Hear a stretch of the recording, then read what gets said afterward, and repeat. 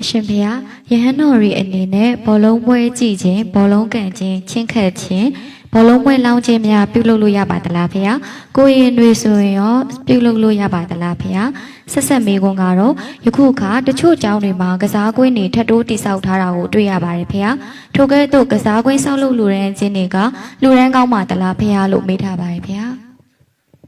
ဦးဇင်းတို့ဝီနီထဲမှာခုနမေးခွန်းကနှစ်ပိုင်းဖြစ်သွားတယ်လောင်းကစားလုပ်တဲ့အပိုင်းနဲ့အာကစားပိုင်းပေါ့နော်အဲ့တော့ကစားနည်းအမျိုးမျိုးကဦးဇင်းတို့နိစ္စဂီတာထဲမှာပါတယ်နော်ကစားနည်းအမျိုးမျိုးဒီဒါနိစ္စဂီတာတီလာပဲအဲ့ဒါကဦးဇင်းတို့ဝီနီထဲမှာတဲ့တုတ်တန်မှာကပို့ဆုံးတယ်တီလက်ခံထဲမှာနော်မဟာတီလာဆူလာတီလာမစ္စည်းမတီလာမဟာတီလာဆိုတော့တီလာသုံးမျိုးဘုရားခွဲဟောထားတယ်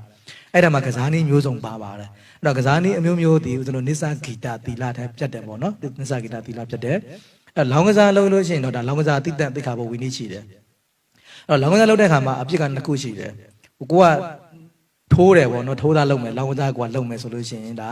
သူကလောင်းကစားလုပ်တဲ့ကြောင့်အာဖက်တက်မယ်အဲ့ဒီဒိုင်လုပ်မယ်ပေါ့နော်ဒိုင်လုပ်မယ်သူများတွေကိုကိုကမလျော်ပေးနိုင်ဘူးဆိုရင်ပါရာဇိကကြာမှာအဲ့တော့သက်ဆိုင်ရာတန်ဖို့ကိုပေးရမှာလေဥပမာကိုကရှဲထီလုပ်တယ်ဘုန်းကြီးကရှဲထီဒိုင်ခိုင်းတယ်ဆိုပါစို့အဲ့တော့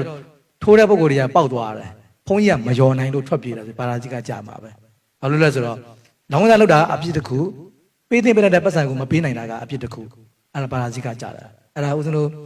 ဝိတ္တရောင်ဆရာတော်ကြီးကထီဝိနည်းဆရာဆိုတာရှိတယ်အဲ့ထီဝိနည်းဆရာတည်းမှာဆရာတော်ကြီးဒါဒီသဘောတရားလေးကိုဆုံးဖြတ်ပေးထားပါတယ်နော်ရှင်မကျွန်တော်တပည့်တော်ကြားဘူးတာပေါ့နော်ရှင်မအရင်ဟိုချင်းပေါ့ယဟန်တော်တွေချင်းပေါ့ရှင်မဟိုချင်းကျမ်းမာရေးအတွက်ဆိုပြီးတော့လူဝစ်လဲပြီးတော့ပေါ့နော်ချင်းလာဆော့ပေါ့ရှင်မချင်းလာဆော့ပြီးတော့ပြန်သွားတော့ကျောင်းတိုက်ကိုပြန်သွားပြီးသင်္ကန်းလေးပြန်ဝတ်သွားပြီပေါ့ရှင်မဒါဆိုရင်ကျမ်းမာရေးရချင်းကစားခွင့်ရှိလားမသိရှင်မ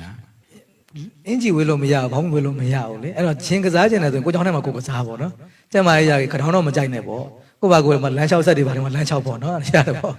လမ်းလျှောက်ဆက်တာလမ်းလျှောက်တာဘာမှမဖြစ်ဘူးလေဒါတော့အဲ့တော့ကျမ်းမာရေးသဘောတရားအရာကိုเจ้าထဲမှာကိုဆိုတော့ပြဿနာမရှိဘူးမြို့ထဲမှာကြတော့ခုနလိုဝိနည်းသိက္ခာပုဒ်တွေကရှိနေတယ်မြို့ထဲမှာလိုက်ရမယ်လိုက်နာမယ်ဝိနည်းသိက္ခာပုဒ်ကရှိတယ်လေမနှင်းမလျင်သွားရမယ်လို့လက်မောင်းတွေမလှုပ်ရဘူးခေါင်းမလှုပ်ရဘူးစတာရှိတယ်လေဆိုတော့အဲ့ဒါလေးကပြတ်တော့မှလေဒါလှုပ်လို့ရှိရင်အဲ့တော့ကိုเจ้าထဲမှာကိုယ့်ဟာကိုစော့ရတယ်ကိုယ့်ဟာကိုเจ้าထဲမှာအဲ့ဂျင်းစော့ပေါ့နော်အဲ့တော့မြို့ထဲမှာဆိုလို့ရှိရင်တော့ဝိနည်းသိက္ခာပုဒ်ပြတ်မှာပဲအင်ဂျီဝင်လည်းပြတ်ပြီလေအောင်းမေဝင်ပြတ်ပြီလေနော်ခေါင်းကြိုင်လည်းပြတ်ပြီပဲ